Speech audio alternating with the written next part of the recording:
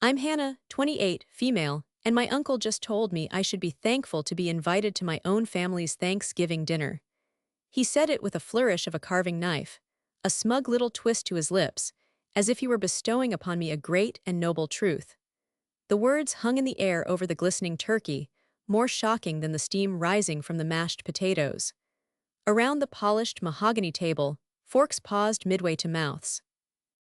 My cousins exchanged furtive glances. My aunt, his wife, Patricia, smiled a tight, approving smile, and my mother, Helen, just gave a faint, almost imperceptible smile of her own, her eyes cast down at her plate as if studying the floral pattern. That downward glance, that quiet submission, was the flicker of a match in a room filled with gasoline. For 28 years, I had watched my mother shrink in the presence of her older brother, Richard. I had watched him puff up his chest, his voice booming with the confidence that only generational wealth and a complete lack of self-awareness can provide. And I had watched my mother absorb every casual slight, every backhanded compliment, every patronizing piece of advice, with a serene nod that drove me to madness. But this time was different. This wasn't a private jab in the hallway, this was a public declaration in front of the entire family. He wasn't just insulting me, he was performing his dominance for an audience. I felt a strange calm settle over me, the kind that comes when a decision you've been wrestling with for years finally makes itself. My hand was steady as I reached for my water glass. I stood up slowly, the scrape of my chair legs on the hardwood floor sounding unnaturally loud in the sudden silence. All eyes were on me now. Richard's smirk faltered slightly, his brow furrowing with annoyance at my disruption of his grand moment. I raised my glass. To Uncle Richard, I said, my voice clear and even. The room held its breath. I'd like to make a toast. My mother's head snapped up, her eyes wide with panic. Hannah, please, she mouthed silently, a desperate plea. I ignored it. Thank you, Uncle Richard, I continued, looking him directly in the eye. Thank you for reminding me why I ate before I came. A collective gasp went around the table. My younger cousin Liam choked back a laugh and disguised it as a cough. Richard's face, which had been a festive pink, deepened to a furious, mottled crimson. The carving knife in his hand seemed to tremble. Patricia looked as if I had just thrown the gravy boat at her pristine white tablecloth. But the most telling reaction was my mother's. The panic in her eyes was replaced by a look of pure terror. It was a look I knew well, but had never fully understood. It was the look of someone watching a carefully constructed dam, built over decades, finally burst. I placed my glass back on the table with a soft click, picked up my purse from the floor and turned to my mother. I'll see you at home, I said quietly. Then, without another word, I walked out of the dining room, through the grand foyer that always smelled of lemon polish and old money, and out the front door into the crisp November air. I didn't run. I didn't slam the door. I simply left, closing a chapter that should have ended long ago. This wasn't the first time Richard had made it his mission to put me in my place. His condescension was a cornerstone of our family dynamic, as reliable as the changing seasons. I remember my college graduation party like it was yesterday. It was held in this very same house.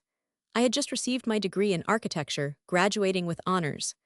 I was buzzing with excitement, showing my portfolio to any family member who would look. When I approached Richard, he leafed through it with a dismissive air. Architecture, he'd said, loud enough for everyone nearby to hear. A noble pursuit, I suppose, very artistic. He handed the heavy portfolio back to me. It's a shame you didn't go into finance, Hannah. That's where the real building happens. You build security, you build a future, not little models of libraries that may or may not ever get built. He chuckled and patted my shoulder. But don't you worry, your mother and I will always make sure you have a roof over your head. My cheeks burned. He made my accomplishment feel like a child's craft project. My mother, standing beside him, had just smiled that same watery, placating smile. Richard is just being practical, dear, she said later when I complained in the car. He just worries about you. It wasn't worry, it was control. He wasn't offering security, he was reminding me of my dependence. Then there was the family vacation to the coast a few years ago. Richard insisted on paying for everything, a gesture that sounded generous but was, in fact, a transaction. He was purchasing the right to complain. At a moderately priced seafood restaurant one evening, he made a grand spectacle of reviewing the bill. Honestly, he sighed, shaking his head as he pulled out his wallet. You'd think for this price the fish would jump out of the ocean and onto your plate. He looked around the table, making eye contact with each of us. It's a good thing I had a good quarter. Right, Helen? My mother nodded dutifully. Yes, Richard. Thank you, Richard. It was excruciating. He wasn't just paying for dinner, he was buying our gratitude, and he wanted to make sure we knew the cost. I had offered to pay for my own meal, but he waved it away. Don't be silly, Hannah. We're family. Let your uncle take care of you. The subtext was clear. You can't afford this, you need me. His most insidious act of generosity involved my mother directly. Her old car finally died about 5 years ago. A week later, a slightly used but respectable sedan appeared in our driveway with a big red bow on it. It was a gift from Richard. My mother cried with relief, but when the paperwork came, I noticed something odd. The title wasn't in her name. It was in his. When I pointed this out, she brushed it off. It's just for insurance purposes, Hannah. It's easier this way, she'd said. But it wasn't easier, it was a leash. Every few months, Richard would find a reason to bring it up. How's the car running, Helen? Remember to get that oil changed. I don't want my investment going to waste. He wasn't her brother, he was her lienholder, and she let him be. She thanked him every time, reinforcing the dynamic, tightening the leash around her own neck. Walking away from the Thanksgiving table was walking away from all of that. It was the rejection of the unspoken contract that had governed our lives. Richard provides, and we provide him with deference. As I got into my car, the cold air felt clean, cleansing. I wasn't just leaving a dinner party. I was declaring my independence. And as I drove home, a cold knot of dread and exhilaration tightened in my stomach. I knew this was more than just a family spat. I had publicly challenged a king in his own court. I had no idea what the consequences would be, but I knew, with absolute certainty, that he would retaliate. The drive home was only 15 minutes, but it felt like an eternity. The streets were quiet, bathed in the orange glow of twilight. Festive lights were already twinkling on some of the houses, little beacons of cheer that felt worlds away from the suffocating tension I had just escaped. My hands were clenched on the steering wheel, my knuckles white. I kept replaying the scene in my mind, the look on Richard's face, the shocked silence, my mother's terrified eyes. A part of me, the part that had been conditioned for nearly 3 decades to keep the peace, screamed that I had gone too far. I had been rude. I had ruined Thanksgiving. I had humiliated my uncle in his own home. This voice sounded a lot like my mother's. It whispered of obligation, of family unity, of letting things slide for the sake of harmony. But another, stronger voice rose up to meet it. It was my own. What harmony? It asked. Living under the constant threat of someone's disapproval isn't harmony, it's a hostage situation. My toast hadn't been an act of spontaneous rage, it was a calculated response. I had thought about what I would say if he pushed me one more time. I had even practiced it in the mirror once, feeling both foolish and powerful. I had hoped I would never have to use it, but hope was a flimsy shield against a man like Richard. I pulled into the driveway of the house I'd grown up in. It was a modest but lovely 2-story colonial, the kind of home that belonged on a postcard for quaint suburban life. The paint was a cheerful yellow, a choice my mother and I had made together one spring. The garden, now dormant for the winter, was her pride and joy. It was our home, or so I had always believed. I let myself in, the familiar click of the lock echoing in the silent house. It felt strange to be here alone on Thanksgiving. Usually, the house would be filled with the lingering warmth of a day spent cooking before we headed to Richard's. Today, it was just cool and quiet. I knew my mother would stay at Richard's for a while, performing her usual damage control. She would apologize profusely on my behalf. She would reassure Richard that I was just stressed from work, that I didn't mean it. She would smooth his ruffled feathers, placate his ego, and absorb his anger so that it wouldn't splash back on us too harshly.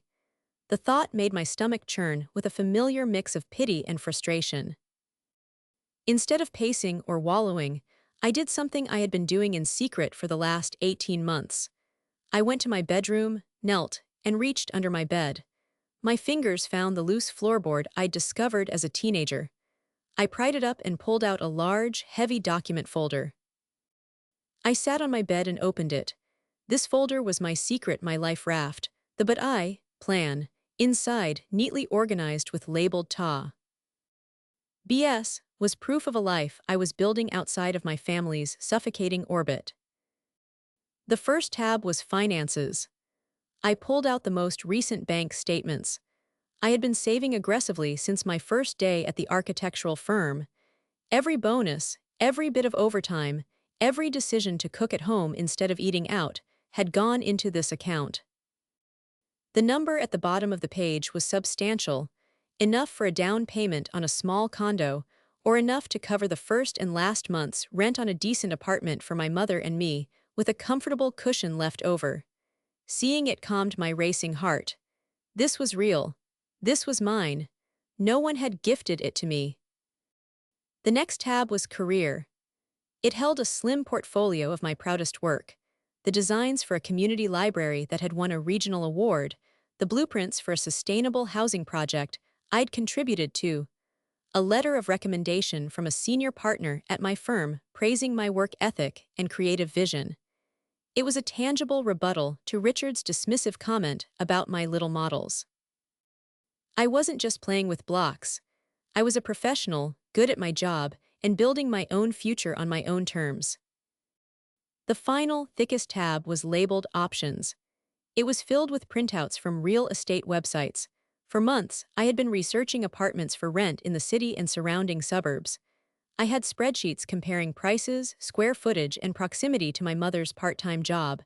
I had circled listings with notes like "good natural light for mom's plants" or "close to the train." I wasn't just dreaming of escape, I was drafting the plans for it. Looking at this folder, I felt the last vestiges of doubt fall away. I had not acted recklessly. My toast was not an impulsive outburst. It was a resignation. I was resigning from my role as the grateful, silent niece. I was resigning from a family dynamic that demanded my silence in exchange for a roof over my head that always felt more like a ceiling pressing down on me. I knew Richard's retaliation would come, and I suspected it would be financial. That was the only weapon he knew how to wield. He would threaten to cut me out of his will, a document I was sure was structured to keep everyone in line. He might try to get my mother to kick me out of the house. He might even try to interfere with her job, as the owner of the company she worked for was one of his golfing buddies. I had prepared for all of this. I didn't care about his will. And if he forced my mother's hand, this folder held the key to our survival. The only variable, the one thing I couldn't plan for, was my mother. Would she see this as an escape or as a betrayal? Would she be willing to walk away from the only home she'd known for 40 years, even if it was a cage made of her brother's generosity? I put the folder back in its hiding place, the floorboard clicking softly back into place. The house was dark now, save for the single lamp in my room. I sat on the edge of my bed, the silence pressing in on me, and I waited. I waited for my mother to come home. I waited for the other shoe to drop. 2 hours crawled by. Each passing car on the street made my head snap up, my muscles tense. Finally, I saw the familiar headlights of the sedan Richard had gifted my mother sweep across the living room wall. I heard the engine cut, the car door open and close with a weary thud, and then the sound of her key in the front door. I met her in the hallway. She looked utterly drained. Her face was pale, and the lines around her eyes seemed deeper than they had this afternoon. She wouldn't look at me. She walked past me into the kitchen, setting her purse on the counter with a heavy sigh. "I can't believe you did that, Hannah," she said, her back still to me. Her voice wasn't angry, it was hollow. "You have no idea what you've done." "I know exactly what I did," I said, my own voice softer than I intended. "I stood up for myself. I stood up for us." She finally turned to face me, and her eyes were glistening with unshed tears. "Stood up for us? You call that standing up for us? You blew everything up. I spent 2 hours apologizing, trying to fix the mess you made. Richard is furious, livid. I've never seen him like this. Good, I said, a spark of defiance flaring up. Let him be livid. Maybe he'll think twice before he speaks to me like that again. Think twice, she let out a short, bitter laugh. Oh, Hannah, you are so naive. You think this is a game of insults and comebacks. You don't understand what's at stake. Then make me understand, I pleaded, my voice rising. What is so important that you let him walk all over you, that you let him humiliate your own daughter and you just smile? Is it this house, the car, the little scraps of money he throws our way? It's not worth it, Mom. It's not that simple, she whispered, shaking her head. You just don't. Her words were cut short by the sharp, authoritative ring of the doorbell. We both froze, staring at each other. It was almost 9 o'clock on Thanksgiving night.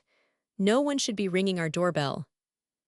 A sense of dread, cold and heavy, settled in my stomach. My mother's face, already pale, turned ashen. She knew. Whatever this was, she knew it was coming. She walked to the door as if in a trance. I followed a few steps behind, my heart pounding against my ribs. She opened it to reveal a man in a crisp, dark suit.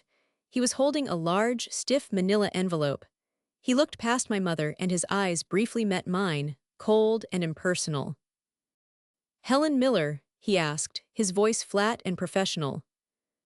My mother could only nod, her hand trembling on the doorknob. I was instructed to deliver this to you personally, the man said. He held out the envelope. On the corner, in stark black lettering, was the name of a prestigious law firm, the one Richard had on retainer for all his business dealings. My mother took the envelope. Her fingers fumbled with it as if it were burning hot. The man gave a curt nod. Good evening, he said, before turning and walking briskly back to a dark sedan parked at the curb. We stood there in the open doorway, the cold night air washing over us, until the car's red taillights disappeared around the corner. My mother closed the door, the click of the lock sounding like a prison gate slamming shut. She leaned her forehead against the cool wood of the door, the envelope clutched in her hand. Mom, I whispered, what is it? She didn't answer. She walked past me to the living room sofa and sank into it. Her hands were shaking so violently she could barely break the seal on the envelope. She pulled out a thick sheaf of papers, stapled at the corner. She read the first page. Her breath hitched. A small, wounded sound escaped her lips. The color drained completely from her face, leaving it a shocking, waxy white. Her eyes were wide with a horror that eclipsed anything I had seen at the dinner table. The papers slipped from her grasp, fluttering to the floor. He wouldn't dare, she whispered, the words so faint I could barely hear them. He promised he would never, ever dare. She buried her face in her hands, her shoulders shaking with silent, racking sobs. I bent down and picked up the document from the floor. The language was dense, filled with legal jargon, but the words at the top of the page were brutally, terrifyingly clear. Notice of eviction. I scanned the first paragraph. It stated, in no uncertain terms, that the property at 45 Willow Creek Lane was legally and solely owned by Mr. Richard Davenport. It went on to say that, as per the owner's request, the current occupants, Helen and Hannah Miller, were to vacate the premises within 30 days. My legs felt weak. I sank onto the ottoman across from my mother, the papers trembling in my own hands now. An eviction notice. From our home, from my uncle. It was vindictive. It was cruel. It was monstrous. And as I looked at my mother's collapsed form, at the decades of fear culminating in this single, devastating moment, a final piece of the puzzle clicked into place. Her passivity, her constant appeasement, her terror, it all made a sickening kind of sense. This wasn't just a threat he held over her. It was a loaded gun he'd kept pointed at her head for years. And tonight, I had prompted him to finally pull the trigger. The room was filled with the sound of my mother's quiet, heartbroken sobs. For a long time I just sat there, the eviction notice in my hands, the legal words blurring into a meaningless jumble. My own shock was a cold, hard weight in my chest. He had actually done it. My uncle was throwing his sister and his niece out of their home on Thanksgiving night, all because of a toast. It was a level of petty cruelty that was almost cartoonish, yet the papers in my hand were undeniably real. My initial wave of shock began to recede, replaced by a slow-burning anger. But it wasn't just directed at Richard. I looked at my mother, crumpled on the sofa, a victim of her brother's tyranny. But she wasn't just a victim. She was a gatekeeper of the truth, and her silence had left me fighting a battle without knowing the rules of engagement. I moved from the ottoman to sit beside her on the sofa. I put the papers down on the coffee table and gently touched her arm. She flinched. "Mom," I said, my voice steady despite the tremor I felt inside. "Mom, look at me." Slowly, she lifted her head. Her face was blotchy and streaked with tears. Her eyes were filled with a despair, so profound it felt like a physical presence in the room. "There are no more secrets," I said, keeping my voice low and calm. "Not anymore. He's made his move, and now I need you to tell me everything. Why does he own our house? How did this happen? I need to know the whole truth." She shook her head, a fresh wave of tears spilling down her cheeks. "It's over, Hannah. We've lost everything." "Oh, wait." "Haven't lost anything until we give up," I insisted. "Talk to me, please." She took a ragged breath, then another. She stared at the eviction notice on the table as if it were a venomous snake. And then, in a voice cracked with years of unshed grief and fear, the story began to pour out of her. It had happened a long time ago when I was just a toddler. My father had already passed away, and my grandparents, her and Richard's parents, were still alive. They had been comfortable but not wealthy like Richard, who had made a fortune in the stock market in his 20s. Then my grandfather got sick. The medical bills piled up, an insurmountable mountain of debt. After he passed, they discovered he had made some bad investments, and the family was on the brink of financial ruin. They were going to lose everything, including the house. Richard, flush with his success, stepped in. He presented himself as the savior. He paid off all the debts, covered the funeral costs, and settled the estate. He was hailed as a hero, but his help came at a price. "He said it was just a formality," my mother whispered, her gaze distant, lost in the memory. "A way to protect the asset. He had his lawyers draw up the papers. He convinced Mom and Dad to sign the deed of the house over to him. He called it collateral. He said he was just holding it in trust to make sure the family legacy was secure." She explained that he had given them his word, a solemn, brotherly promise that it was just on paper. The house would always be theirs to live in. He would never, ever act on his ownership unless. Her voice trailed off. "Unless what?" I prodded gently. She looked at me, her eyes full of a shame that was painful to witness. "Unless we, as a family, ever failed to show him the proper gratitude. Unless we brought shame or disrespect to the Davenport name. He said it was his duty, as the head of the family, to ensure its integrity." I felt sick. It wasn't collateral, it was blackmail. He hadn't saved the family, he had purchased them. He had bought their home, their security, and their eternal deference with a single transaction. My grandparents had lived out their final years as tenants in their own home, and when they passed, the arrangement simply transferred to my mother. "So you've lived with this all these years?" I asked, my voice barely a whisper. "You've known that he could do this at any moment?" She nodded, wiping her eyes with the back of her hand. "He never let me forget it. It wasn't always obvious. Sometimes it was just a comment. 'Make sure you take care of the landscaping, Helen. It's important to keep up the property value.' Other times it was more direct. Once, about 10 years ago, I mentioned I was thinking of voting for a political candidate he despised. He just smiled and said, 'I'd reconsider that if I were you. We wouldn't want any instability in the family, would we?' Suddenly, decades of my life replayed in my mind, but with a new, horrifying filter. Every time my mother had shushed me for being too argumentative, every time she'd forced a smile after one of his insults, every time she'd insisted we go to his holiday parties even when I was sick or miserable, it wasn't weakness. It was raw, abject fear. She wasn't just trying to keep the peace. She was desperately trying to keep a roof over our heads. My anger at her melted away, replaced by an overwhelming wave of sorrow and a fierce, protective love. She had been living in a prison, and I had been rattling the bars, completely oblivious to the consequences. All my frustration with her, all my resentment over her passivity, felt like a childish misunderstanding of a war she had been fighting silently, every single day. "Why didn't you ever tell me?" I asked, my voice thick with emotion. "I was so ashamed," she confessed, her voice breaking. "And I wanted to protect you. I wanted you to have a normal childhood, to feel like this house was truly yours. I thought if I just played by his rules, if I kept him happy, he would never do this. I never thought. I never thought your toast at dinner would cost us our home." I reached out and took her hand. It was ice cold. "My toast didn't cost us our home," I said, my voice filled with a conviction that surprised even me. "His cruelty and his greed cost us our home. This was never our home, Mom. It was his leverage. And a home built on leverage isn't a home at all. It's a trap." She looked at me, her tear-filled eyes searching my face. She was looking for a strength she didn't think she possessed herself.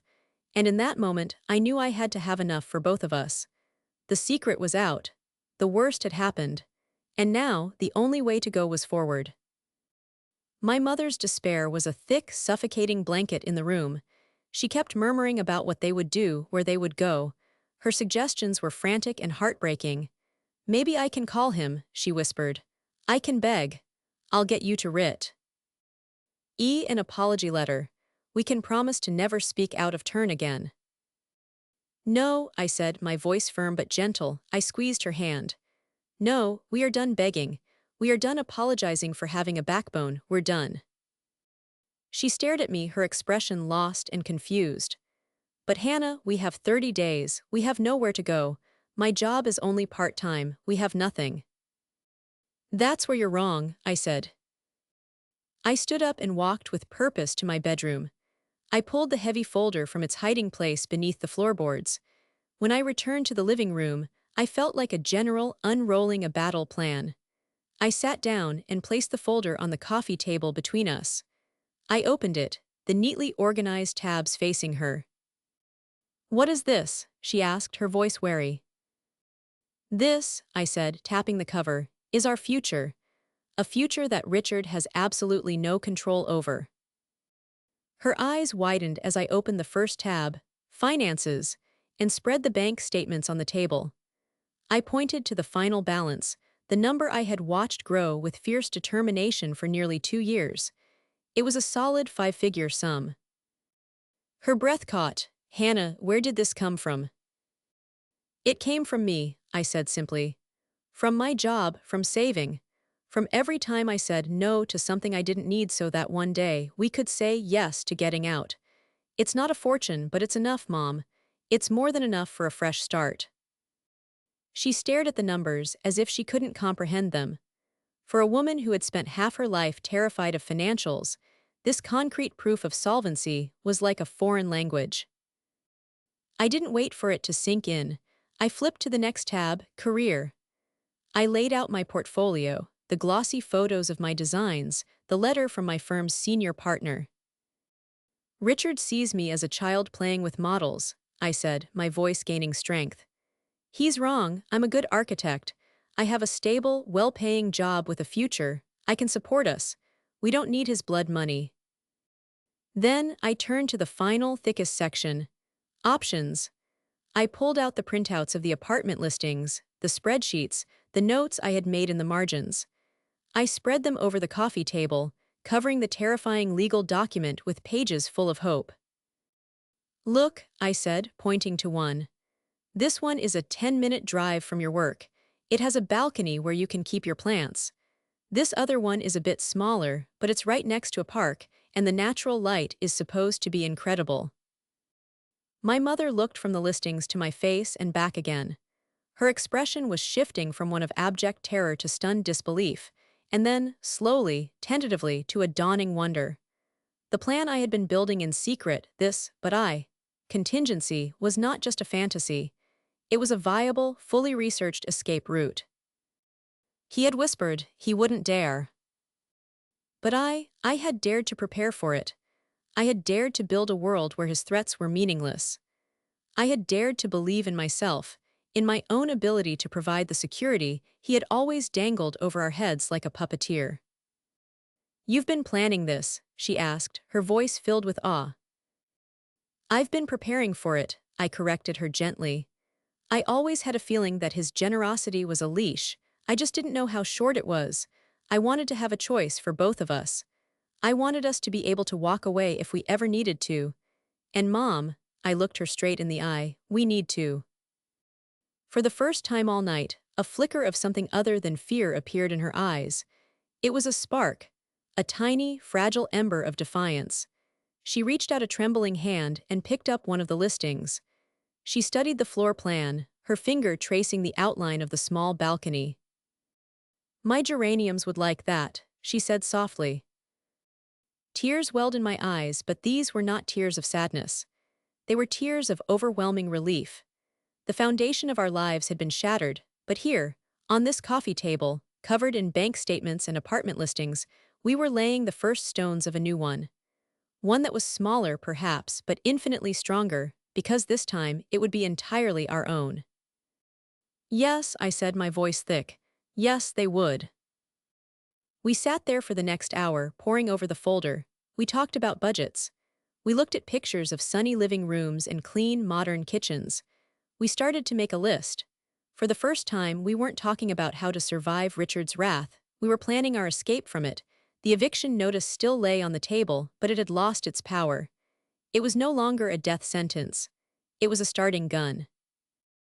The next few days were a blur of quiet, focused activity. While my mother started the heartbreaking task of sorting through decades of memories, deciding what to keep and what to leave behind, I was on the phone. I called the leasing agents for the top 3 apartments on my list and scheduled viewings. I contacted a moving company. I researched our rights as tenants, even under these circumstances, to ensure Richard couldn't throw us out before the 30 days were up. Every action was a brick in our new foundation. But I knew there was one final piece of business to attend to. We couldn't just slink away in the night. That would feel like a defeat, like we were driven out in shame. I wanted to face Richard, not to fight, but to formally resign from the toxic family structure he had built. I called him. "Uncle Richard," I said, my voice devoid of any emotion. "My mother and I would like to have a final conversation with you. We'd like Aunt Patricia to be there, as well as Grandma and Grandpa's sister, our great-aunt Carol, at your house, tomorrow at 2 p.m. There was a pause on the line. I could almost hear him processing the request. He was likely expecting a tearful, begging phone call, not this cold, formal summons. "A conversation about what?" he asked, his tone wary. "About the eviction notice," I said, "and our future plans. We feel it's best to discuss this openly." "Fine," he said, the single word dripping with smug confidence. He thought he was walking into his victory celebration. The next day, my mother and I drove to his house. She was nervous, her hands twisting in her lap, but she sat straight, her chin held high. When I had told her my plan, she had hesitated for only a moment before nodding. "You're right," she'd said. "No more hiding." We walked into the grand living room where so many tense family holidays had taken place. Richard was seated in his favorite wingback chair, the king on his throne. Patricia was perched on the sofa beside him, a triumphant smirk on her face. Great-aunt Carol, a kind woman with sharp eyes who had always been more of an observer in the family, sat a little off to the side, her expression neutral and curious. "Well," Richard began, steepling his fingers, "I'm glad you've come to your senses. I'm prepared to be reasonable, but Hannah, an apology, a sincere one, is the absolute first step if you want me to even consider retracting that notice." I didn't take the seat they gestured to. My mother remained standing beside me. I reached into my purse and pulled out the eviction notice. I held it up. "There will be no apology," I said, my voice ringing with clarity in the quiet room. "In fact, we're here to thank you." Richard's jaw went slack. Patricia's smirk vanished. "Thank you for this," I continued, placing the notice on his expensive coffee table. "This document did something I haven't been able to do for years. It finally opened my mother's eyes and gave us the push we needed. I took a breath and delivered the line I had been waiting my whole life to say. We accept your eviction. We'll be out by the end of the month. You can have the house. The silence that followed was absolute. Richard stared at me as if I'd started speaking in another language. This was not in his script. He was the magnanimous benefactor, the one who held all the cards. People were supposed to grovel, to plead. They were not supposed to thank him for being kicked out of their home. You're bluffing, Patricia snapped, finding her voice first. Where would you go? You have nothing. That's where you're both mistaken, I said calmly. I turned slightly to include my great-aunt Carol in the conversation. For many years, my mother has lived under the belief that her security was tied to this family, and specifically to Richard's generosity. The truth, which came out the other night, is that the home she has lived in for 40 years was never truly hers. Richard took ownership of it decades ago and has been using it as a tool of control ever since. Great-aunt Carol gasped, her hand flying to her chest. Richard, is this true? Richard sputtered, his face turning that familiar shade of crimson. It was a business arrangement, to protect the family. Protect the family, I countered, my voice still even. Or control it. You held the threat of homelessness over your own sister's head for decades. You used it to demand her silence, her obedience, and her gratitude. But a gift given with conditions is not a gift. It's a transaction. And we are no longer interested in what you're selling. I reached into my purse again and pulled out a single sheet of paper.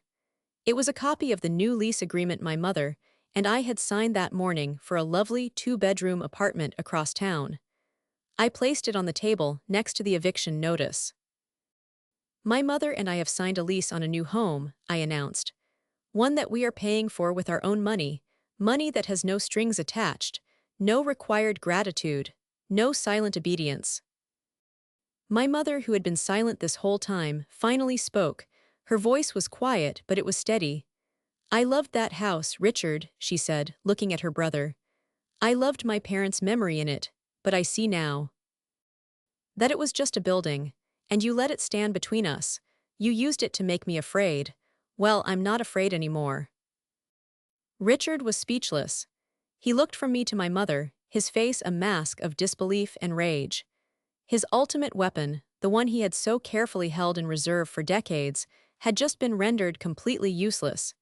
He had played his trump card, only to find we had quit the game entirely. I turned to my mother. Are you ready to go? She nodded, a real genuine smile gracing her lips for the first time in days. Yes, I am. We turned and walked out of that house, leaving them all sitting there in stunned silence. As the front door closed behind us, I felt a profound sense of lightness. We hadn't won a fight. We had simply chosen not to be in it anymore. We had lost a house, but we had reclaimed our lives. The last 30 days in the old house were surreal. Packing up a lifetime of memories is a profoundly emotional task. Every dusty box from the attic, every chipped teacup, every faded photograph held a story. There were moments of deep sadness, as my mother packed away things that had belonged to her parents. It was, in a very real sense, the final closing of that chapter of her life. But woven through the sadness was a surprising thread of liberation. We weren't just packing boxes, we were shedding weight. As we sorted things into keep, donate, and trash, it felt like we were also sorting through our own lives. The hideous, ornate vase Richard and Patricia had given us one Christmas, donate. The set of fine china we were never allowed to use for fear of breaking it. We used it for pizza on our last night, sitting on the floor amidst the boxes. My mother transformed. With the fear of Richard's disapproval lifted, she seemed to stand taller. She hummed as she worked. She made decisions with a newfound confidence. When we found an old photo of her and Richard as happy children, she looked at it for a long moment, a sad smile on her face. Then she put it carefully into a box labeled Memories, not one labeled Keep. She was acknowledging the past without letting it define her future. The rest of the family fractured, as I knew it would. Great-aunt Carol called us a week after the confrontation. She was appalled by Richard's behavior and told us she was proud of us. My cousin Liam, the one who had choked back a laugh at my toast, sent me a text. Way to go, he's had it coming for years. But the others, including my other cousins and their families, sided with Richard. They saw us as ungrateful troublemakers who had disrupted the family's stability.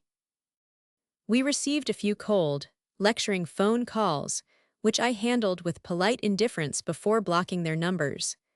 It was painful, but it was also a necessary pruning of our family tree.